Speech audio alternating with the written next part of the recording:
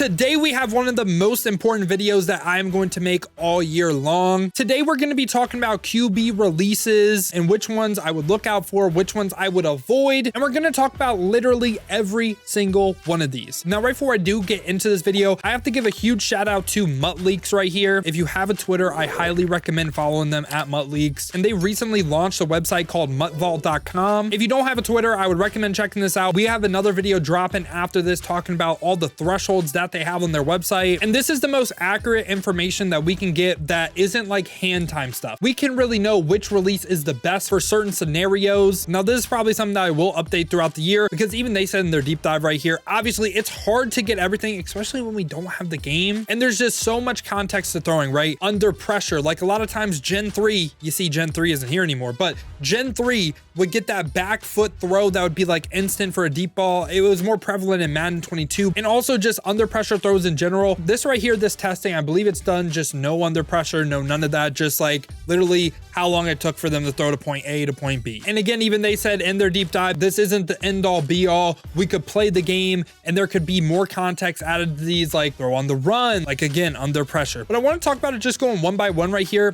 First release is Gen 1. Generic type of releases besides Gen 3, now that it's gone, they have pretty much all been awful. The long ball is like the third or fourth worst one. Doesn't have a good medium one. It has the worst combined average for long and medium throws. Now, we do have data on the short throw. The short throw, in my opinion, isn't really what should sell you. Like, I feel like a lot of things are gonna have pretty decent short throw, and I think for the most part, with a lot of times like adding context when you're throwing flats, I think for the most part you don't necessarily need the best short release. I think medium and long range is more important. And to the right here, we have their worst and their best times, and right now for short average, not all of them are listed, but again, with the medium and the long range, I think we can make a very educated opinion. But Gen 1 obviously is something I would avoid. Now we're going to be talking about Gen 2 right here. Gen 2 gets a little bit better, but it still is something that I would go ahead and avoid. The long throw and the medium throw don't seem to be that good. It is a little bit better than Gen 1, but it's obviously not one of the top end releases in the game. And just like that, we get into Slinger 1. Slinger 1 got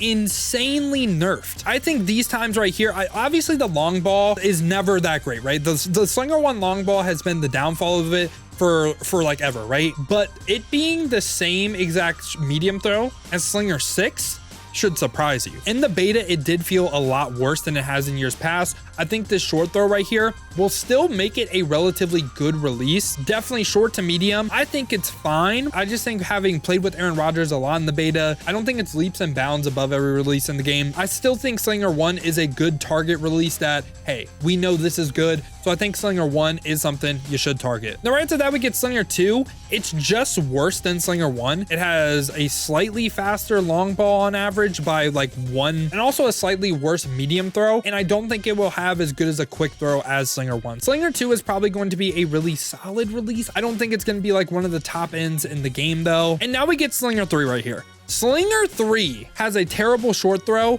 with 220, and that might make it to where some people do not want to run Slinger 3 this year, but we already knew that in 23. Slinger 3 short ball was never the reason you would run it. It was because of the long ball. Now its medium throw actually looks better than the long ball, but the long ball is still one of the better ones. It is the third fastest. The short throw might throw you off. This is still a release I am more than comfortable using. On average, it's a little bit faster than Slinger 1. Once again, when we factor in the short throw though, it's probably more of a wash, and honestly probably would be slower than Slinger 1 on average, but Slinger 3 is another thing I'm more than comfortable using day one. Slinger 4 right here looks unusable. The long ball is even worse than the Gen 1. It has the second worst long ball, so that's awful. Also does not have a good medium throw. So far is the second worst medium throw that we covered. Just looks to be unusable. Slinger 4 is something I would very much avoid. And now we talk about Slinger 5 right here. Slinger 5 so far with the deep and the medium seem to be very, very good. Has 132 on average. This is a release that I'm very curious how good it's going to be in Madden 24. This is something I would target day one. Slinger 5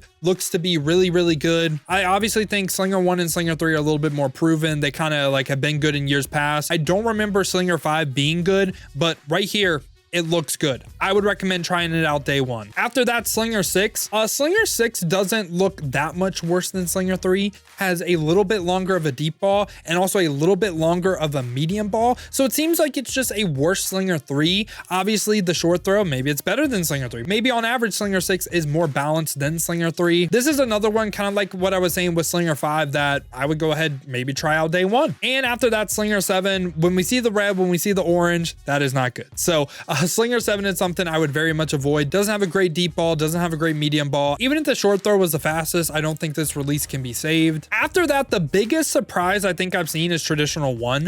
The fastest on average times with the deep ball and the medium ball. Insane, right? And the fastest times, 90 and 99, like this is insane right here. Traditional 1, I don't know who will have this in Ultimate Team or what quarterback in regs will have this, but this is something I very much want to use and try out day one. Traditional 1 right now, as it stands, looks to be the best release. The combined average of the deep and the medium ball, it has the best time right now. Like I said earlier too, this didn't include like pressure, back foot mechanics, but right now, as it stands, Traditional 1 looks very, very, very good. Traditional 2, more the same, just looks like an awful release with all that orange stuff right there. Traditional 3 and Traditional 4 as well just do not look good. So that brings us to the end of the video right here, and I'm going to give you guys my top 5 releases that I would look for and that I think could be usable day one. Number 1, the one that looks the best, obviously I just touched on it. Traditional 1 looks to be the best. After that, Slinger 5 looks to be the second best after that, but I think it will be Slinger 1 when we incorporate the short average. So for number 2, I'm going to say Slinger 1, and then for number 3, I'm going to say Slinger 5. And at number 4, I'm still going to have Slinger 3.